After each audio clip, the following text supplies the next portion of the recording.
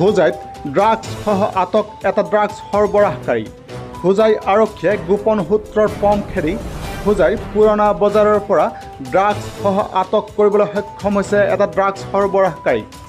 হোজাই আৰক্ষী থানাৰ ভাৰপ্ৰাপ্ত আৰক্ষী বিষয়া দণ্ডধৰ চৌধুৰীৰ নেতৃত্বত চলোৱা এই অভিযানত আটক কৰা হৈছে ড্ৰাগছ সৰবৰাহকাৰী দবকা ৰিয়াজুল ইছলামক আৰু ধৃত ৰিয়াজুল ইছলামৰ পৰা আৰক্ষীয়ে জব্দ কৰিছে 18টাকৈ ড্ৰাগছ ভৰ্তি কণ্টেইনাৰ।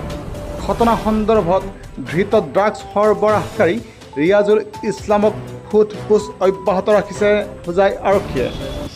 ঘৰ ক'ত? ডবকা। ক'ত তুমি ড্ৰাগছ বিক্ৰী কৰিব আহিছিলা? কিনিব আহিছা? কিমান দিনৰ পৰা তুমি তেনেকুৱা কাৰবাৰ কৰা? খোৱাৰ কাৰণে নিব আহিছিলা? কাৰ পৰা লৈছিলা? নাম কি? বাহাৰুলৰ পৰা লৈছিলা?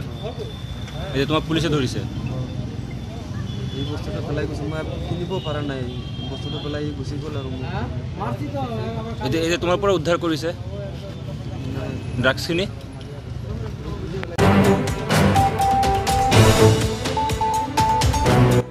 হোজাইৰ পৰা আব্দুল কালামৰ ৰিপৰ্ট, নিউজ টাইম 3।